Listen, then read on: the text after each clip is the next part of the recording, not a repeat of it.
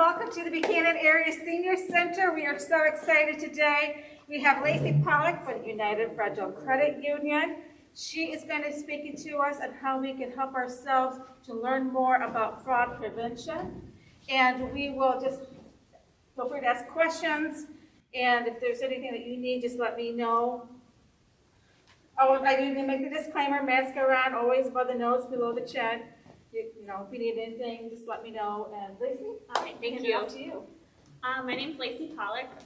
Just a little bit about myself. I'm from Niles. We recently moved to Buchanan, so we've been here about 2 years, and I work at the Buchanan branch right around the corner. So if you ever have any questions or concerns, feel free to stop in my office. It's as soon as you walk in the door on the right-hand side. Before I start, I'm going to pass out some flyers just so you can see what I'm talking about at the same time, and I'll also pass out my business cards. If you have questions, concerns later on, you can just feel free to reach out to me at any time.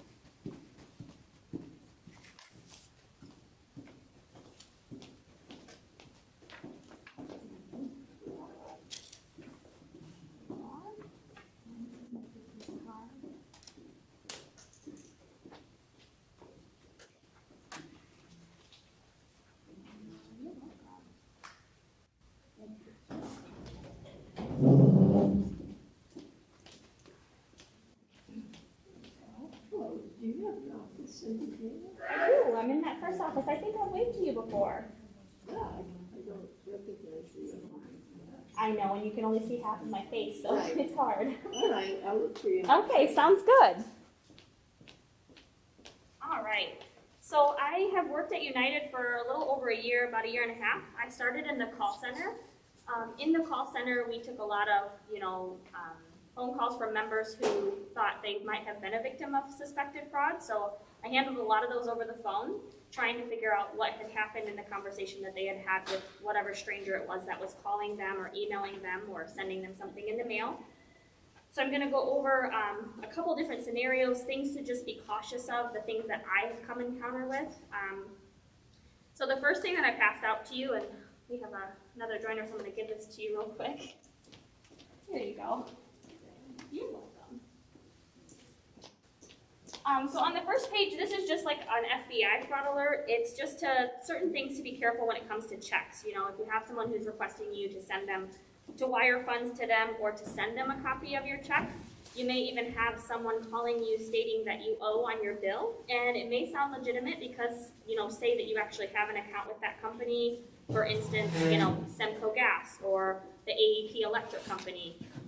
You don't typically hear those companies, but just for an example, if they're calling and saying, okay, you owe this amount, please send us a check, something to be cautious of is one, you don't want to take them telling you that they are that company. You want to say, well, I will call you back. You hang up and you look up their exact number and call them, and that's going to tell you that you were talking with that company as opposed to talking to a random person. And the reason why you want to be careful with your checks, I don't think this is something that 20 years ago that we were really worried about. Your checks have your account and routing information. With that information, somebody could use your account numbers and routing number to wire funds out of your account or to wire funds into your account and then call you and say, can you please cut me a check? I just put money in your account. And a lot of times that's fraud. That's someone trying to launder money, get away with sending money when it's in your name instead of theirs. So those are things to watch for too. And then on the next page, these are just helpful tips and hints when it comes to suspecting fraud. We want to make sure that you never give out your full Social Security number. Most places that you have accounts with, they can verify you other ways, or they can verify you with the last 4 of your social. You should not be giving out the full Social Security number. Never give out your bank account number. That is secure and safe information that you should only provide to individuals that you know that you are needing to pay them for a bill, things like that. Never give out your address. A lot of times what they'll do, fraudsters will call, ask for your address, and they'll send you a check and expect you to deposit it into your account, but then expect you to cut them a check back. And that's, again, they're trying to get away with laundering money, but keeping it in your name. And sometimes those checks, too, are fraudulent. They're not legitimate checks. So never purchase gift cards or send cash when told to do so. Circumstance that I came across, I had a member who was told they were being contacted by the IRS. and someone had used their social for identity theft, and that they needed to pay funds. And the only way to pay funds was to go buy gift cards and then give that caller the gift card information so they could utilize it. Once you do that, there's no way for us to get those funds back. So those are just things to be cautious of. You shouldn't be buying gift cards unless it's for someone that you're buying a gift for and you know personally. Never give out your online banking information if you do have online banking. And if you are getting a phone call that tells you to go to your computer or click on links, you do not want to do those things. You're giving them access to the full computer, which then allows them to see everything that you're clicking on, everything that you're typing, including your bank account information. So you just want to never make sure you're clicking on anything that they're asking you to do so. Don't feel pressured to give them what they want. They are very good at making you feel like you are really talking to who they say they are. So don't feel pressured. If you have any inclination that this might not be the actual company or person, you should always feel that you have the right to say, you know what, I'm gonna think about it, I'm gonna call you back. Hang up. Don't call the number that they provide for you. You want to look up the actual number and call that specific individual or company that they are saying that they are. And then you'll know for sure whether you were really talking to them. Don't be afraid to ask questions to verify who you're talking to. And I've already went over that. Tell them that you'll call them back.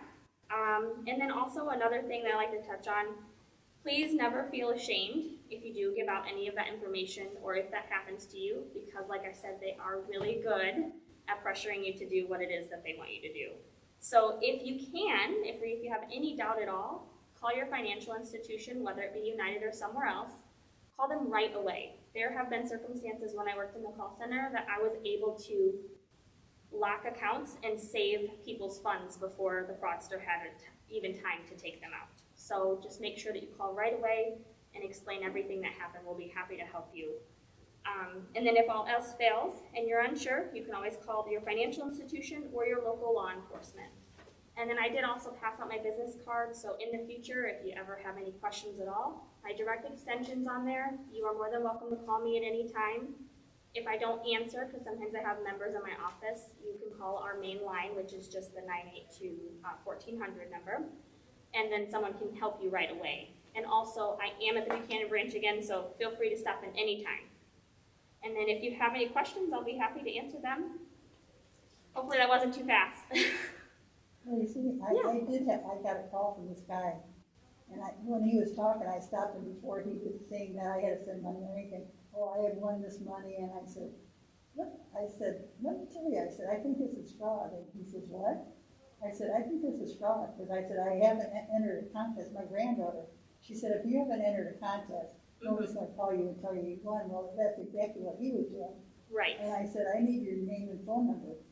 So he gave it to me, and then I called the state police, but I don't think that they did anything. He supposedly gave me his name and the whole work, and then he just called me recently again. Yeah, and a lot of times you'll find that they'll call more than once because they think, well, I might not be able to get her the first time, but I'm going to try again. Yeah. And they're very desperate, so that's why they will say anything they possibly can think of Well, to get you. he was trying to be very convincing. Yes, and they're really good at it. Yes. Yes. Another one is the lottery scams, which is kind of what you mentioned, where they're calling you and telling you that you've won something. Sometimes those will come in the form of just a letter being mailed to your home. So just be careful of those too. And like I said, if you're ever unsure, take the letter into your financial institution or take it into the police department and have them take a look at it. Make sure it's legitimate before you call any numbers that are on those forms. That's what he said. He said, don't call them back. Yes, you don't want to call them back. Yeah. Because most likely they're just trying to scam you. And if they're calling back, then they're most certainly are just trying to get anything they can out of you. Right. Another one is the romance scams.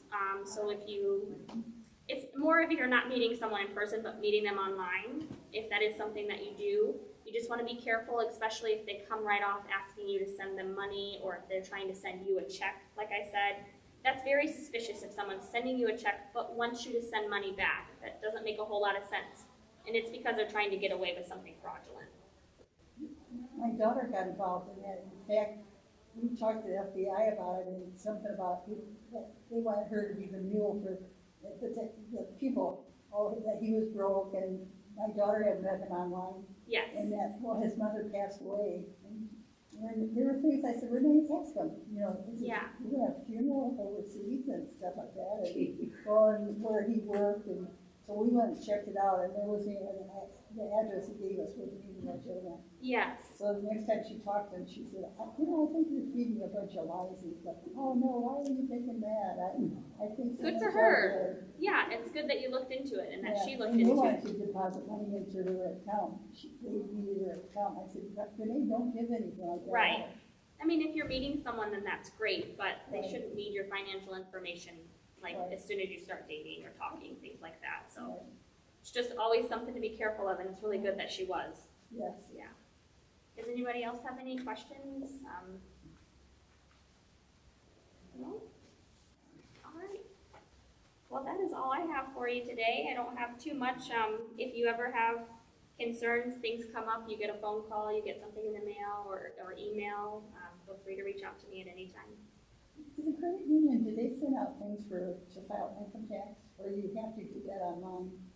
So we don't file taxes at United, but we will supply you with any like 1099 if you earn any interest on your accounts. We do mail those out if you have a Okay, mortgage so with us. if we haven't gotten it, then we didn't have any. interest. That's correct. Or Oh, you okay. didn't, so we only mail them out if it's $10 or more for the year. Oh, okay. So if it's under 10, we don't mail them out. Yeah. All right. Well, I'll let her know that we're finished and then we can turn off the camera, and if you have any other things we want to talk about, we can do that. I'll be right back. Yeah,